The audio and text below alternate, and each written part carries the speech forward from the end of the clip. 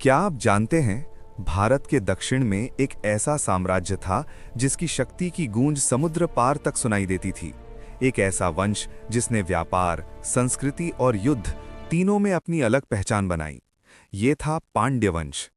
जब उत्तर भारत में बड़े बड़े साम्राज्य उभर रहे थे, उसी समय दक्षिण भारत की पवित्र धरती पर पांड्य वंश अपनी शक्ति का परचम लहरा रहा था। इसकी राजधानी थी मदुरई। मदुरई केवल एक शहर नहीं था, वो ज्ञान, साहित्य और कला का केंद्र था। पांड्य शासक वीर, साहसी और दूरदर्शी थे। उनकी नौसेना शक्तिशाली थी। उनके जहाज समुद्र की लहरों को चीरते हुए दूर देशों तक जाते थे। मोती, मसाले और कीमती वस्तुओं का व्यापार उन्हें अत्यंत समृद्ध बनाता था। उनकी मुद्रा विदेशों तक पहुंच चुकी थी।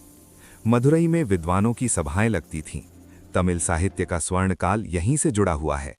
भव्य मंदिरों का निर्माण हुआ, जिनकी दीवारें आज भी उस युग की महानता की कहानी सुनाती हैं। पांड्य शासकों ने दक्षिण भारत की सांस्कृतिक पहचान को नई ऊंचाई दी। लेकिन इतिहास में शक्ति की परीक्षा अवश्य होती है। चोल और चेर वंशों से कई बार भयंकर युद्ध हुए, कभी जीत कभी हार, पर पांड्य वंश कभी झुका नहीं।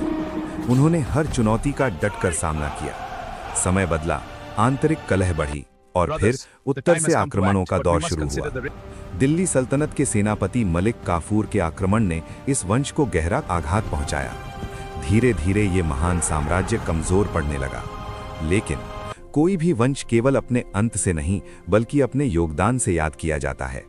पांड्य वंश ने सदियों तक दक्षिण भारत को समृद्ध बनाया। व्यापार, संस्कृति, साहित्य और मंदिर निर्माण में उनका योगदान अमिट है। आज भी मदुरई के मंदिर और तमिल संस्कृति इस वंश की महानता का प्रमाण है। पांड्य वंश भले ही इतिहास के पन्नों में दर्ज हो चुका हो, पर उसका गौरव, उसकी वीरता और उसकी सांस्कृतिक विरासत आज भी जीवित है। दोस्तों, आप लोग वीडियो देखते हैं, पर वीडियो को लाइक और चैनल को सब्सक्राइब नहीं करते हैं। आप लोगों से हाथ जोड़कर विनती है, इस चैनल को सब्सक्राइब कर लीजिए। इस चैनल से आपको जरूर मदद मिलेगी। धन्यवाद।